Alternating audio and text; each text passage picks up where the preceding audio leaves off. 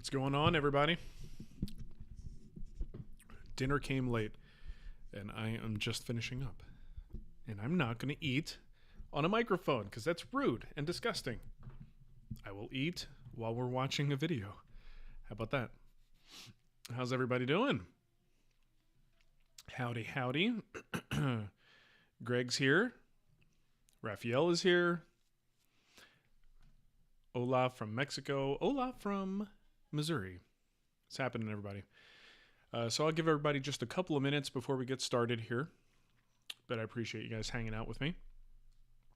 Taking time to watch a little episode here, little video. I'm ready for this one too, Alexander. Thanks, man. What is my mom doing here? Mom, what are you doing? What are you doing? I got the right pants on. Check it out. Very festive pants tonight. You guys like that? All right. So, if you are new to this is our periodic watch party that we do, or like a preview party, I guess it is. So we have a big guild release coming out tomorrow. It's the table saw cabinet, so a little under storage cabinet. Excuse me. And like all of our guild courses, we like to give you at least one preview. And it's an opportunity to see a full episode from the series. And this way you can kind of familiarize yourself with the instructor, the method of teaching. If you're new to the guild, you may not understand why it costs money and what makes this different than the stuff you can get for free on YouTube. So we want to make sure you know what you're getting into if you're going to be spending any kind of money with us. So watching a full episode is a great way to do that. And we call these preview parties. And this one is about the table saw cabinet, which has been a real game changer for me. I have held off on building one for far too long. And now that I have it in place, I'm just like, man, why did I wait so long? This is so dumb. It just helps me keep that whole area so much more organized. If I'm laying out my dado stack and I want to get everything together, I've got a space to do that. Everything is so nicely stored. Wait till you guys see it. It's going to be awesome. But just to give you the lowdown on what's going on with timing and pricing. So we're in the pre-order right now. Tomorrow, the course releases. So today's pretty much the last day. You get 20% off if you pre-order. Even though it comes out tomorrow, you still get that 20% off. And we're doing a special promotion right now where you get a month of Guild Plus for free. So if you are already a Guild Plus member, you get that time added. If you've already pre-ordered, this was a promotion we added after the fact, but it's retroactive, and we'll make sure that we give you that time. So just email us and let us know if we miss it, because we're going to have to go back and find it, everybody. So that's a pretty good deal, I like to think, and a fun project to boot. So what we're going to talk about, let me actually go over some of the episodes. So it's a 10 video series right now. It's going to start with design considerations. We're going to look at the space, look at the things that that you might need to store in a space like that, and then move into SketchUp. We're actually going to talk about things that I had. These are kind of like what happens in a guild. It's a lot of missing manual type stuff. It's like most videos are not going to take the time to tell you why you want to size the drawers this way, or why you want to hold off on cutting that part until another part is ready to go, right? So there's a whole section where we talk about sizing the parts and how you develop the plan. Then we're going to break down different types of sheet goods. We're going to go into case construction. Then we do the basic joinery. It's just reinforced rabbets, dados, and grooves. We'll talk about drawer sizing, drawer slide installation, attaching false fronts, drawer pull installation, and then we're going to do some customized Kaizen foam inserts, which is super fun. That was my first time doing that. All right, so before we get into this, I do want to talk a little bit. I thought it might be fun to show you guys the history of this thing, and probably why I never built one, or why I waited so long to build one. I actually totally forgot about this until I started to take this project seriously, but I had already built one of these, probably 2006, 2007, when I was working with Powermatic. Someone there said, hey, we're thinking about, maybe selling cabinets with our table saws. Could you design and build a prototype that we would, consider manufacturing? Excuse me, I really shouldn't have eaten just before I did this. And I'm like, of course, yeah, I'll give that a shot. So I built one, And then I shipped it out to Powermatic and I never saw it again.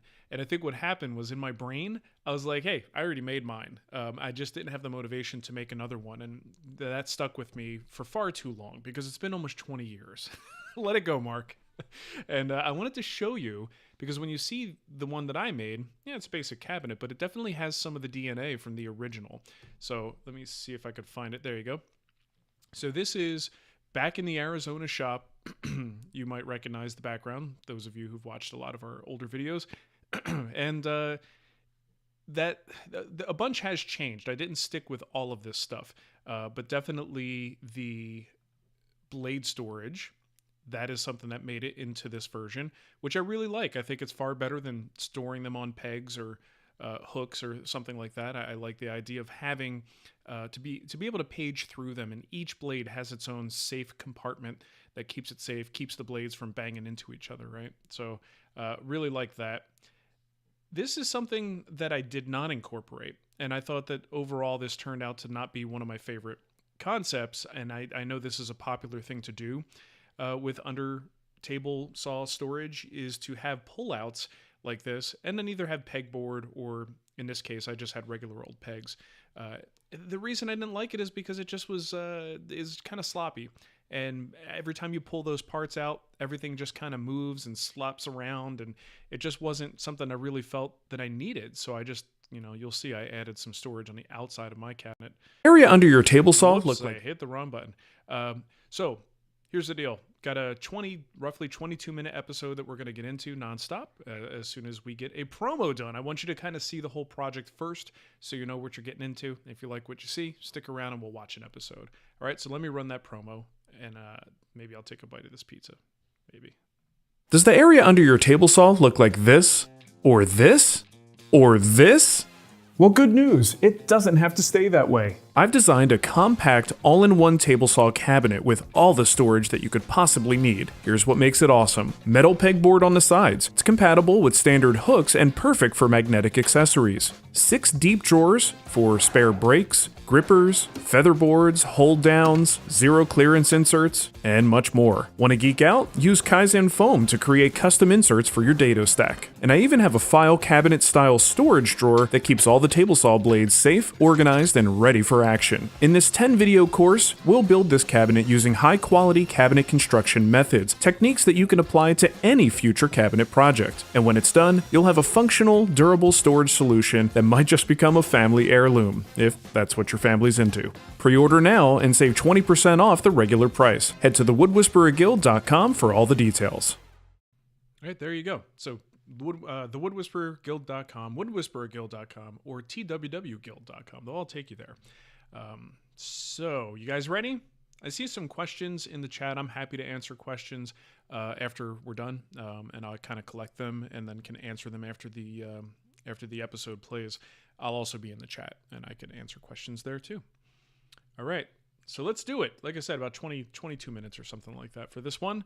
We're kind of getting right into the middle of a thing. We've already cut a lot of the parts to size, and this video focuses on the joinery and working our way into a dry assembly. Okay, so here we go. So next up, we're going to work on our joinery. So our case sides will have rabbets at the top and the bottom that will receive our top board and our bottom board. We're also going to need a dado somewhere kind of toward the middle. That's for that horizontal divider. And then the divider itself and the bottom case piece will actually need a dado there for a vertical divider. Right? So we have a combination of dados and rabbets for this, but it all comes down to one very important tool, and that is our dado stack. Right? So let me show you how we're going to set that up at the table saw. So this can sometimes be a huge pain in the butt. Most dado stacks will come with a set of shims. You could even buy them aftermarket if you need to.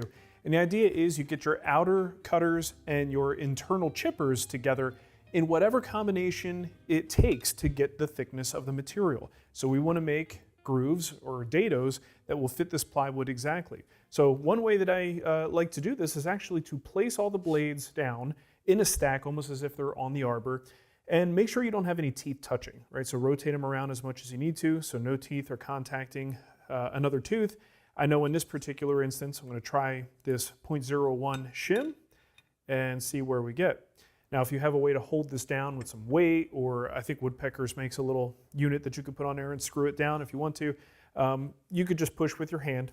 And make sure you're on a nice flat, durable surface like this. The top of the workbench, the table saw is ideal. I'm not going to scrape these across here. I'm just putting pressure down. And this way we've got a nice flat reference. And I'm going to go up to the teeth here, pushing down on this too. And I'm looking for the point that it sits kind of flush, or pretty close to flush. And if it does, then I know I'm pretty darn close. Now I may have to go back and forth with a test cut and do this again, which sucks, but that's the way it goes. You just make a couple of test cuts until we get it just right. So I think this is a good starting point. Pretty confident with that, so let's load this up into the table saw and make a test cut.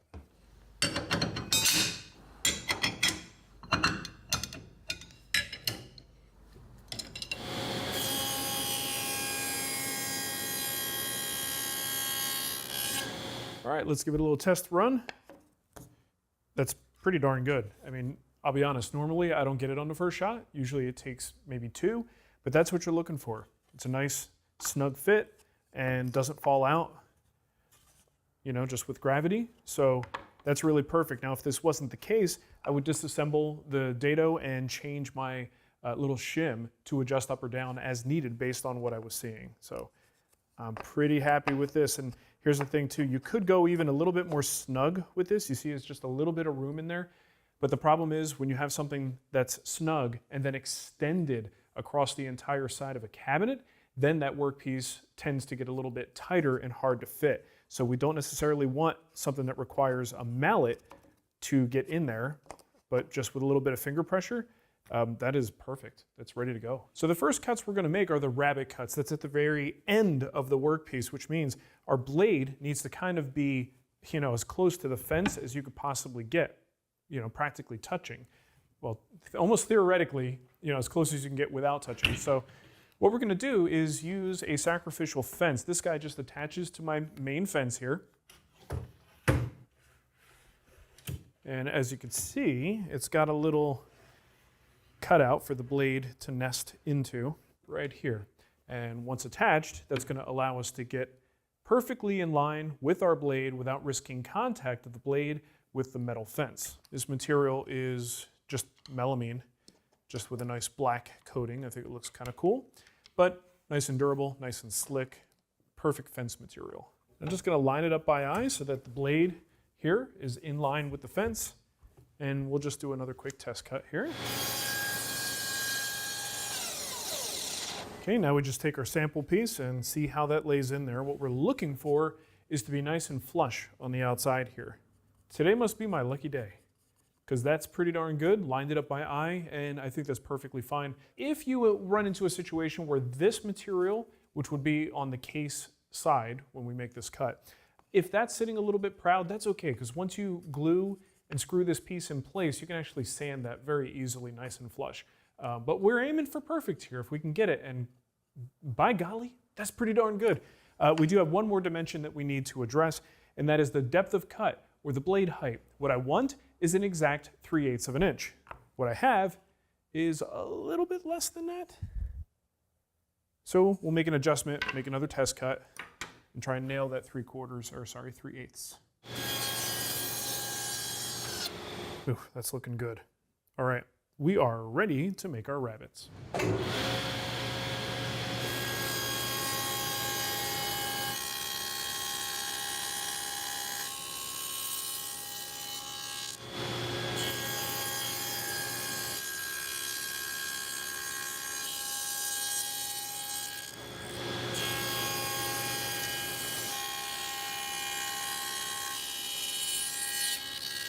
All right, so now I can move my fence, space it out for what will be the dado that goes into our sides for our divider.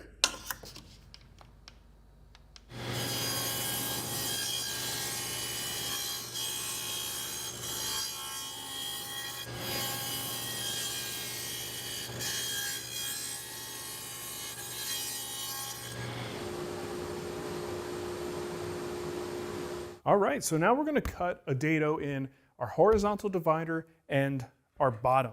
That dado holds our vertical divider in like so to, you know, kind of divide it into 2 compartments. So this is basically going to be the same dimension that we've done already. Nothing has to change on the saw, but I do want to point out that this divider is one of those pieces that I told you to be careful and leave it oversized. This divider is still oversized in total depth because I don't know exactly where my back panel is going to lay, so we can cut that down to size later. But this is why we did cut this one to its 25¼ dimension when we cut the other pieces. Why? Well, because it's got to be the same dimension as this bottom, right? That's the way this is all going to work. So this will go into a dado that's 3/8 of an inch deep, and then the bottom piece goes into a rabbet that's 3/8 of an inch deep, and that's what keeps everything nice and aligned. So that's why we cut that divider to length earlier, but we still have a little bit of oversized in depth or width, depending on your perspective.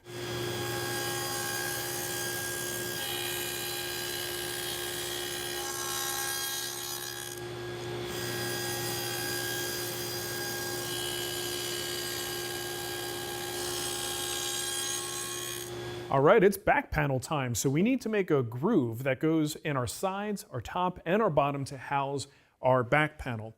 Obviously, we can't use our dado stack to do this, so we're gonna have to change this setup back to a regular blade, and then we're gonna take 2 passes. Now, a regular blade is gonna be about 1/8 of an inch. Your plywood is going to be probably less than 1/4, even though it says it's 1/4 inch in thickness. I don't know any plywood that really is exactly 1/4 inch. Maybe some of the MDF stuff gets pretty close to 1/4, if not exactly, but most standard 1/4 inch plywood is going to be less. Mine, in fact, is almost about 3/16 of an inch. So I go with a single blade, and then I just make 2 passes. I'll run all my pieces through on the first setting, move the fence, just kind of sneak up on the perfect fit, and then run all the pieces through for the second setting. Now the blade that I'm going to use is my standard blade, but you can get square top ground blades. These are blades that actually have at least one tooth in there that is nice and square at the top, and that leaves you with a flat bottomed groove, which just works a little bit nicer for accepting a panel. But you don't have to do that. You can use a regular blade. That's what I'm going to use.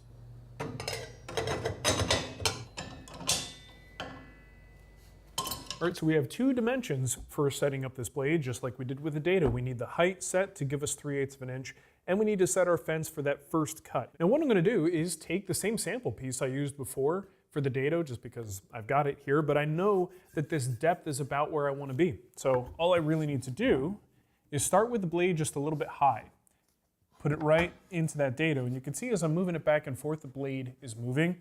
I can just keep lowering the blade ever so slightly until it stops moving. Right now, when I'm moving it manually, I just barely feel it starting to scrape.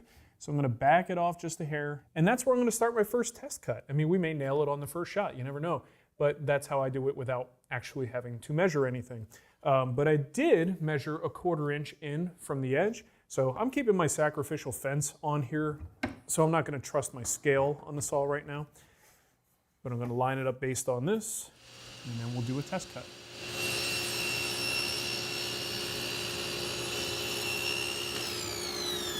All right, depth is looking pretty good. I've got this adjustable square set to that depth, slides right in there. And we also have 1/4 inch from the fence. That looks pretty darn good. All right, so now this is just the first cut. Remember, there will be a second one that will widen this to allow for our plywood, but we're not there yet.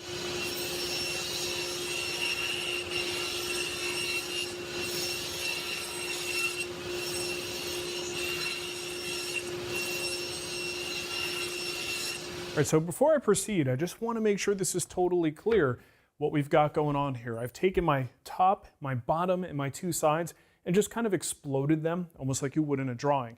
The idea here is I want you to see that these parts are not identical now. Some things are mirror images, and there are very specific sides. So pay very careful attention to which end of the board or which side of the board you're putting those grooves into. So our bottom piece, for instance, we've got our dado for the divider that is not centered. Right, so if you put this on the wrong side, you're in trouble. Things are going to be backwards. So it's not a bad idea to just kind of lay these things out because our sides and our bottoms specifically require that groove on a very specific portion of the board, and you don't want to get it wrong. What do you think, Oreo? You want to come up here?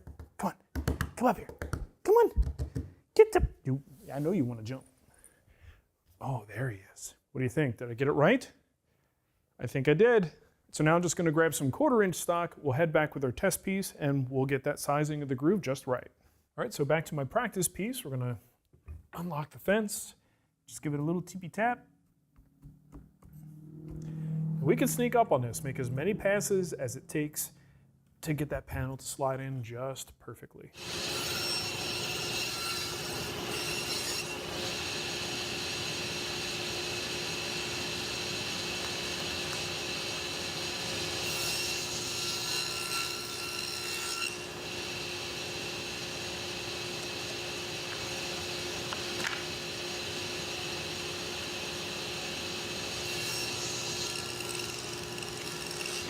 Now you may have noticed that the second to last adjustment I made was actually what many of us might call a perfect fit, but it was a little bit too perfect. And what I mean by that is something that you have to keep in mind whenever you're doing casework like this. We're not just looking at one individual section of the joint here, we have to think about the entire cabinet. So when this back panel needs to go in the top, the bottom, and both sides, if it fits as perfect as that one test did, we'd probably be stuck. It would be very hard to get this in without damaging or causing tear out or rolling over some of these edges, right?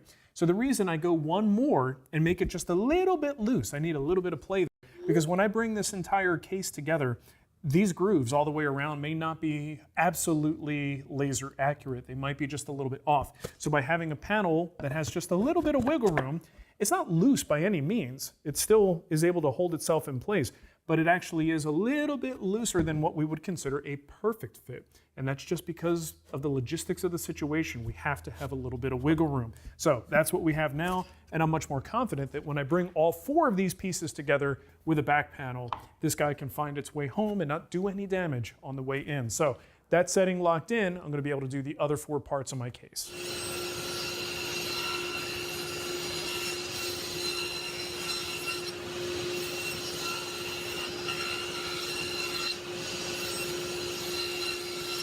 All right, so the next thing we need to do is cut our dividers, both that vertical divider and our horizontal divider, to our final depth. So hopefully everything now closes the circle at this point so you could see why we held off on certain dimensions. So I have this divider piece, but I really didn't know what dimension to cut it front to back until this groove is in place with that back panel there. So it's a little bit oversized, and what we really need to do is make it flush at the front and cut it at the back so that it sits right inside that panel. So if we put this piece in place, you can really see what we're talking about.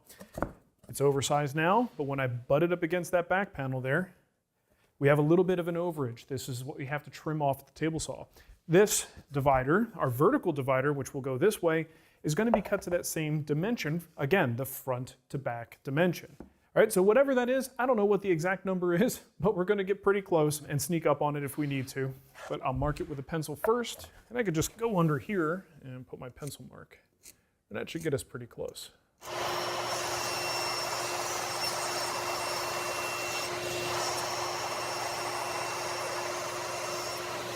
All right, let's just drop our vertical divider in there with our faux back panel in place and see what we got. Okay, nice and flush here. That's looking good. All right, so next up, we need to do a dry assembly because we still have two things that we need to measure. We've got to get our dimensions for the back panel and our small vertical divider. While we just had the front to back dimension, we do not have the height yet. We need to get that from that compartment, right? Because we've got the dado cut in the top and the bottom. We need to know what that height is. So the only way we can do that is with a dry assembly. And this is good because we're going to need to work out some of these details for assembly later anyway, so we may as well get some of it under our belts now. So what I'm going to do is assemble this thing face down so that the back panel would be facing up. This allows what is going to be a flush front. All those pieces can be flush sitting on my assembly table here. So back panel will be up, and let's see if I could do this without getting confused. Okay, here's one of my side panels. Now the good thing is, with our divider in place, our horizontal divider, we have something that's going to kind of help us stay upright here. Once we seat this guy in its dado, right, now it holds itself up. But I will give you a quick tip. If you have some of these pieces that you feel are just kind of a little precarious, we don't want them to fall, any clamp will do this, like little F-style clamps will do this too, but these old school wood clamps are fantastic for just kind of, you know, clamping onto an end like this, clamp it in, and then it gives you a little foot to hold the piece up. So just depending on what you're doing, you might want to utilize those. I don't think I'm going to need them though. So I'll bring up the other side piece. At this point it wouldn't hurt to just throw a little clamp across that divider. And now I can bring our bottom in. This will just go between our rabbets. That will have a tendency to fall out if we don't apply a little bit of clamping pressure. So put a clamp in there. And now we can bring in our top and a couple of clamps. And once you have a little bit of clamping pressure in those rabbets, use a dead blow, hammer, something. Give it a few taps. Now that there's friction there, we can bottom it out on the shoulder of that rabbet.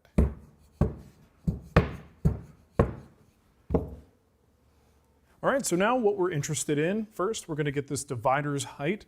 Basically, we want this piece to be cut so that it sits clean in the bottom of the dado on both sides. However you want to do that is up to you. But I'm going to, let's see, drop it into the upper one.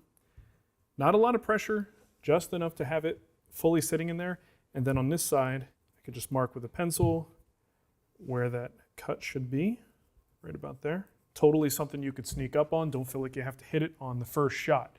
One other thing I want you to be aware of is that some of these pieces may have moved. They may not be perfectly flat, and that could throw off your results. We need these openings to be square in order to get these drawers in there without too much fuss. So what you can do is get something that you know to be a straight edge, scrap piece of plywood or an actual metal straight edge, and throw that on your bottom, or even if you have one small enough, throw it in here on that shelf, and just make sure that it actually is flat. And if it's not, if there's a little bit of a bow, do something like, I don't know, you could just clamp this thing on here to kind of straighten it out a little bit. You want to make sure that you are, eliminating error, any sort of error that might exist between these 2 points. And if there's bows, or let's say you even clamp the crap out of it, which I'm not, I just have a little bit of pressure.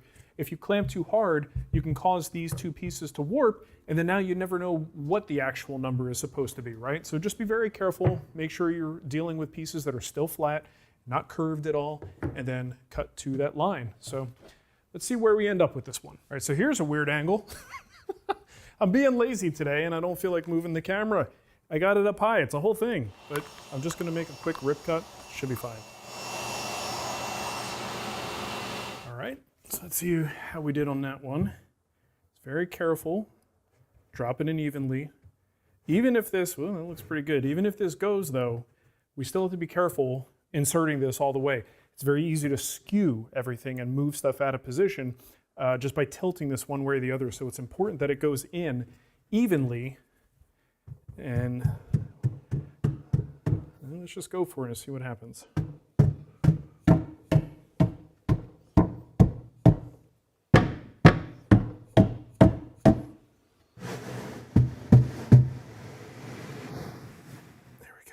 Okay, it's looking pretty good. Now, the next thing you need to do is make sure that by putting that in there, we haven't caused these 2 pieces to kind of wedge out. You could certainly do that. You could force this in and cause a little bit of a bow. So whether you sight down, use a straight edge, whatever it is, you just need to make sure you haven't created a bit of a curvature there. And actually, I do think I see a little bit of a curvature. Man, it's ever so slight. Let me see if I can get the camera to see it. So what I'm seeing here is when I have contact in the middle, I've got a little bit of daylight on both sides. All right, let's see if I can make that obvious to you guys. And if you look, I can actually kind of rock it between there. So even though it seemed like this piece was perfect, it slid right in. It didn't give us much resistance. Well, the wood is very strong in that orientation, so it doesn't take much to push these 2 away from each other. So I think we need to take just a little bit off of this guy. Of course, now it's going to be a giant pain to get it off. There we go. Shave off just a little more.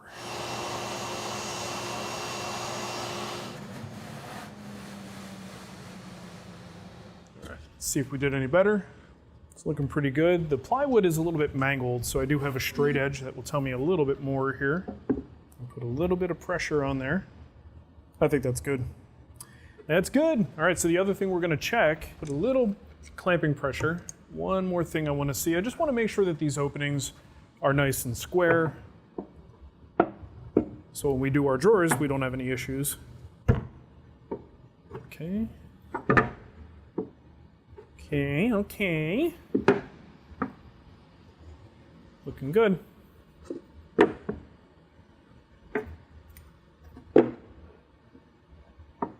All right, not 100% dead on, but probably as good as we're gonna get with cheap import plywood. All right, and before we take this thing apart, we need to get our width and height for our back panel.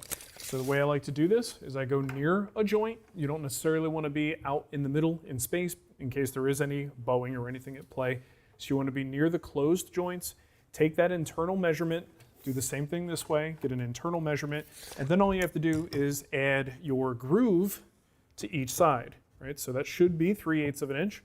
So whatever we get, we're simply going to add 3/4 of an inch to that dimension and cut our 1/4 inch back panel to fit.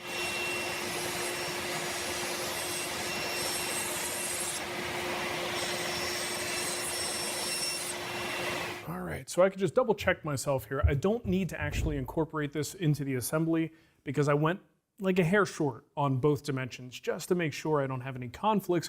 Because if we go to put this thing together and we try to size this back panel like perfectly, we may get to a point where it might just be like a 30-second off and we're trying to clamp everything together, and then this causes things to bow out and joints to not seat. So I just rather keep this back panel just slightly undersized in both dimensions. We nailed it, and this thing is ready to be assembled. Now, you could just go at it like a boss and just do the whole thing at once.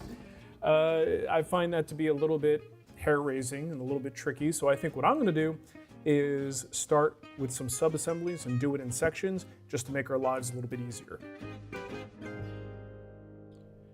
All right, hopefully my neighbor with the lawnmower is not going to be a problem because I hear it and you guys will probably hear it too.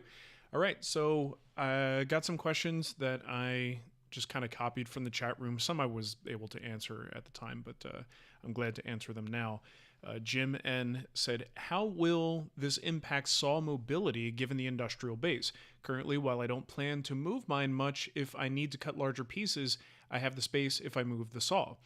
Okay, so for my, like, I would just want to make it clear, this is just a box, right? So if you have a particular saw with particular needs, like some people have the SawStop ICS and you got that big honkin' box on the right side of the saw, that's something you have to think about. And I give you the dimensions of this box that we're making. And if the box doesn't fit, you got to do something to make that box fit. So just to make that clear, there's nothing weird or super customized about this thing in terms of it working with the SawStop PCS that I have. Okay.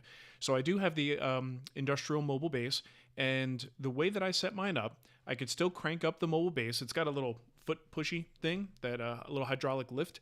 I can lift it and I could still move my saw independently, and then I could bring my saw back and set it down on top of the cabinet. Now the cabinet sits below, and I use shims, just some scrap pieces of ply, to act as supports to take up the gap, because you need the cabinet to be low enough that it can slide under your rail, which sits lower than the cavity that's under your extension wing, right? So you've got a lot of dead space there, but there's really not a whole lot you could do about it, because especially if you have drawers, you need to clear the rail when you pull those drawers. So you can't have your cabinet go all the way up. So that's why the shims are there, and it is independent of the mobile base. Bianca had a fun question. She said, I was just gifted about 1,000 board feet of 4/4 maple, so my cabinet will be solid wood, not plywood. Any reason I can't use the same joinery?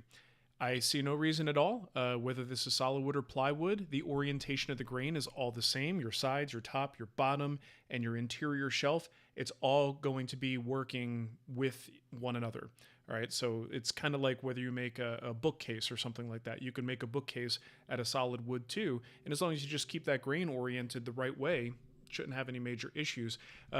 You may want to think a little bit about your slide attachment. You know, if you've got solid wood sides and you're putting metal slides there, you may have to, opt for the screw slots that actually are slotted, that allow that screw to move in case there's movement in your case. But that does, big case work like this with solid wood, it's a challenge. Like, there's no way around it. It's amazing. I'm sure it's going to be absolutely beautiful, but you will have your work cut out for you. So please do send me some pictures, Bianca, because I would love to see that. Nicholas Sinovich, says, quick question. When choosing the depth of the dado or the rabbet, why do you choose 3/8 instead of a 1/4 inch? The 1/4 inch would still give plenty of material, but easier to measure the inside distances. I guess mainly, Nicholas, because I don't see a 1/4 inch and 3/8 all that different. They're both fractions.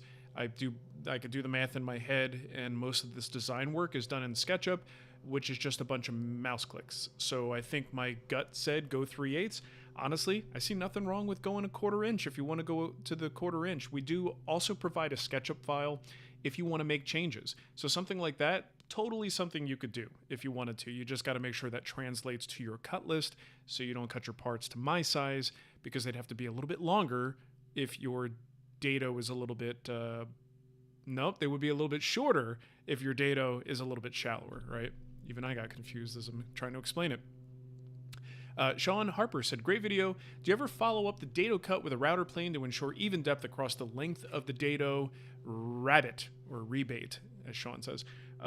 Yes, absolutely. That's a huge factor with large panels. I don't always do it because I am kind of watching the panel and what it's doing.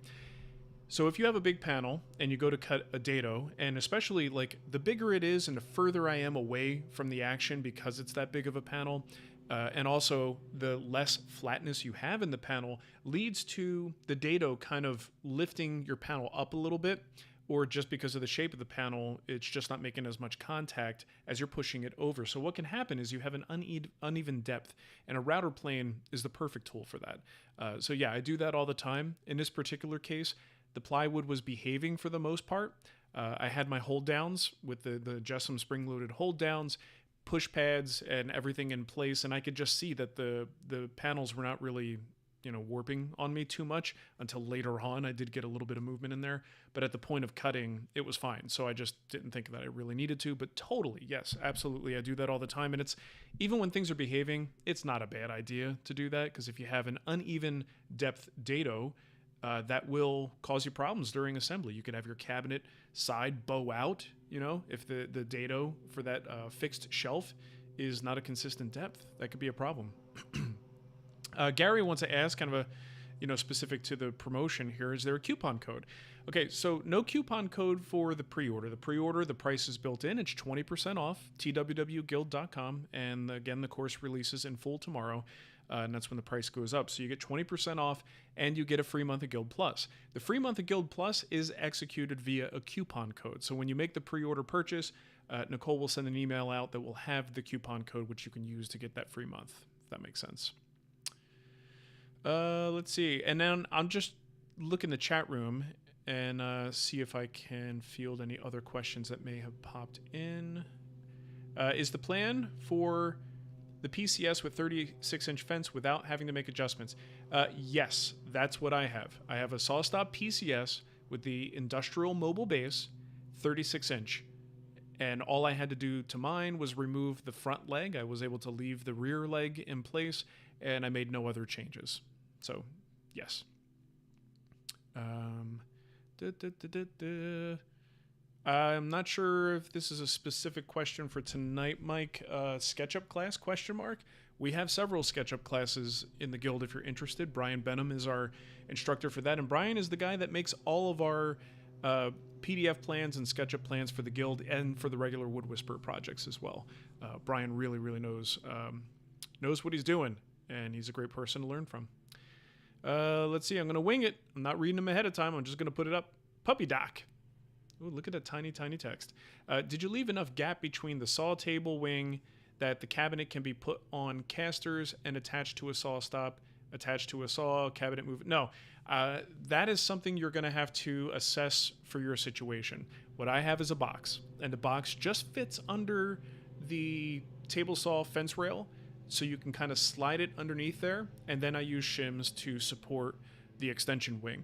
If you're going to be doing things like adding mobility, adding casters, or making it part of a larger mobile base unit, that's not what this course is going to cover. This course will give you plenty of basic information on building a cabinet that might work for your situation, but you're going to have to customize it specifically for your saw scenario, if that makes sense. And I did that on purpose because I really wanted this to just be a cabinet. And then anyone with a table saw should be able to get this cabinet like in some form under their table saw. But if you have special situation and very specific needs for your saw and your mobile base, that's hard for me to cover in a way that would work for a lot of people, right? So this is even a cabinet that even if you weren't putting it under the table saw would be useful somewhere else. Even if it was independent, you throw some casters on it, then it's going to be pretty handy. Even something like, I don't know, people who have benchtop drill presses or actually any kind of benchtop tool, you could probably put on top of this thing and then have all this great storage space for accessories for it.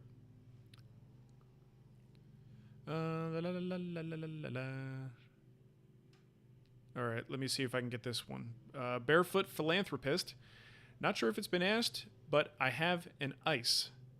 The bulbous door is on the right. Will this impede the cabinet? Oh, do you mean ICS? Okay, I did answer it. Okay, I think this might be like a text, speech to text sort of situation. So I think you have the SawStop ICS. I mentioned this earlier. It's got that big ass door on the right hand side of the saw. There's no accommodations for that. On the sales page, twwguild.com, go into the courses area, look for this course. You're going to see the details on this cabinet, and that includes its dimensions. Take those dimensions and a tape measure and go to your shop and take measurements. I don't know. I think someone who has the ICS said that it isn't going to work under there because it's a big cabinet, a big door. Not only do you have the door, but the door swings open. So you have a lot of range that you need. That's a very specific situation to the SawStop ICS that no other saw or very few other saws have to contend with. So you're going to have to build around that.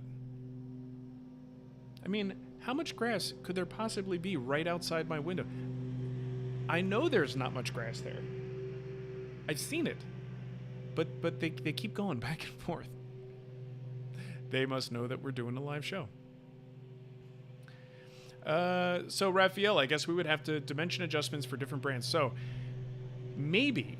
So what I also did in the dimensions was I gave you the height of the cabinet and then the adjustable feet that we use, the little metal adjustment hoochies, they give you, I think, an additional 2 inches of range.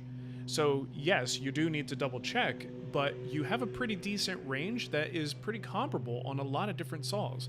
So I can't possibly know all the saws out there to know for sure.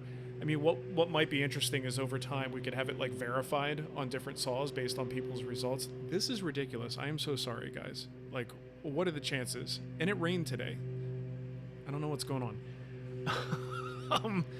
So you do have an extra 2 inches of range, and you could, if you need to, you could bring the height down a little bit and then gain that 2 inches from that point. You know, it's a flexible design. Let's see.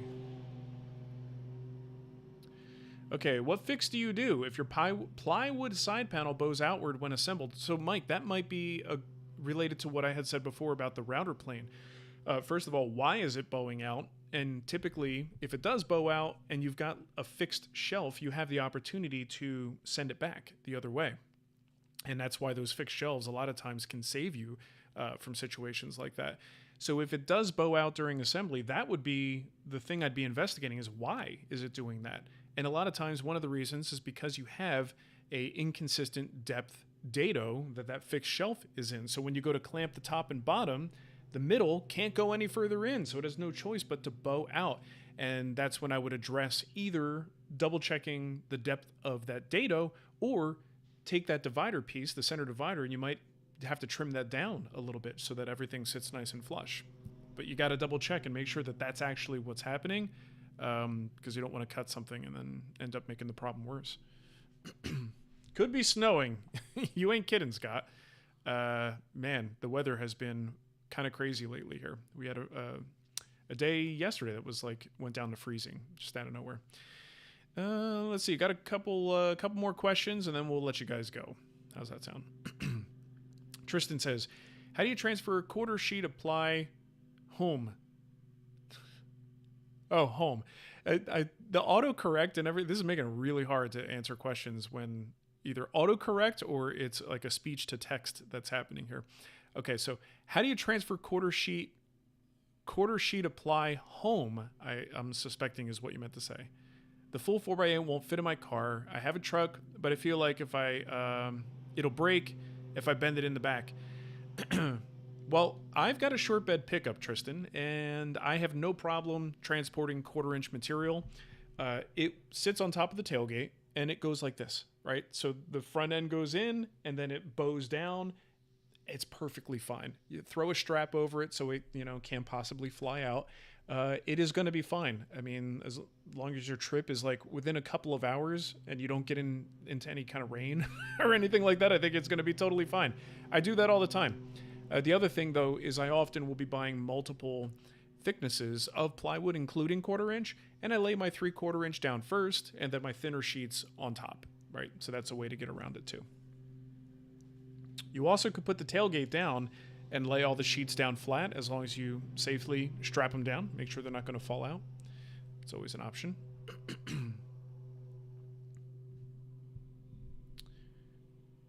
Yeah, your pickup bed needs a torsion box. Let's see. So, okay.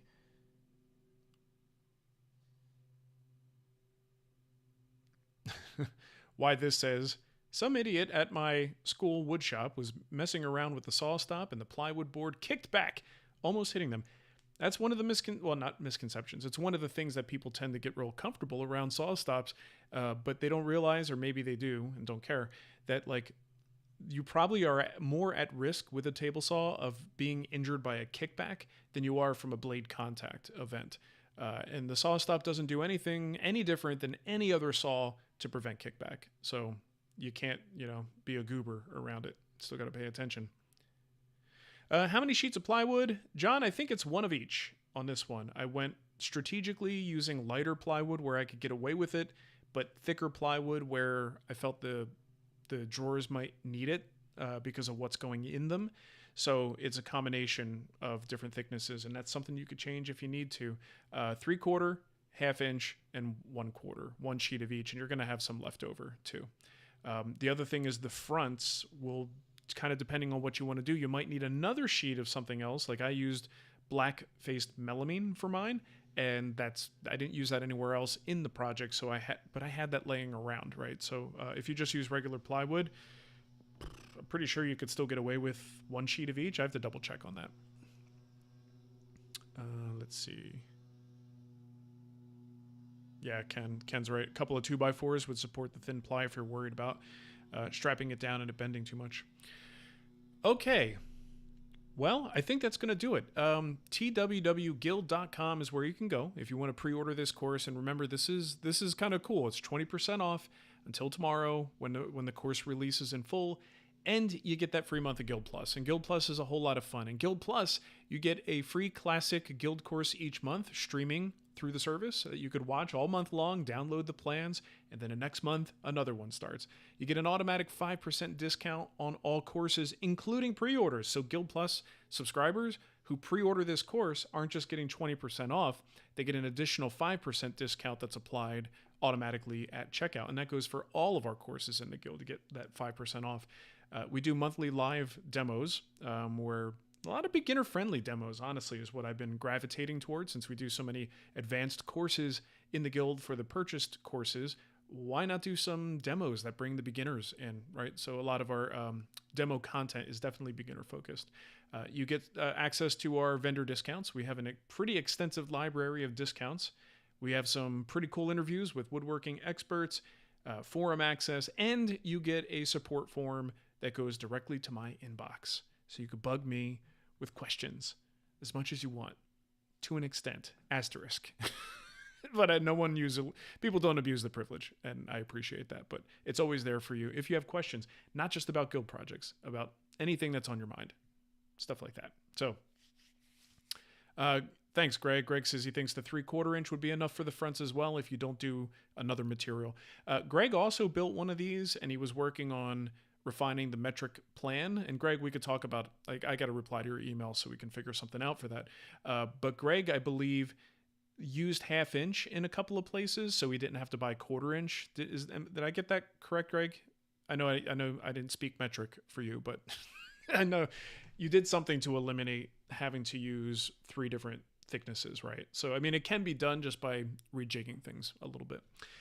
Okay. So thank you, everybody. We really appreciate your support. Hope to see you guys pre-ordering this, and we'll see you on the other side. Oh, and by the way, Nicole has something set up now when you pre-order. When the course comes out, it's a lot of videos, and some people need a little bit of help pacing. Sometimes when you just get like 10 videos dumped on your lap, you feel inundated and you don't really have a chance to watch them all. Nicole set something up where she will actually send emails automatically in sort of a drip campaign where every few days you get a notification, here's the next video, here's the next video. You can go to the site and get them all at once, but this is a way for you to kind of have that little reminder that says, hey, go check it out. Take time today and watch a video, and this way you're not inundated by too much video all at once. So, okie dokie. All right, thanks everybody. Hope you have a wonderful night, and join us tomorrow morning for our woodworking morning show with me and Nicole. And come check out our new background. And I got some new lighting. It's going to look really cool. I think you guys are going to like it, but we'll see you tomorrow at the morning show. All right? Toodles, my friends. Toodles.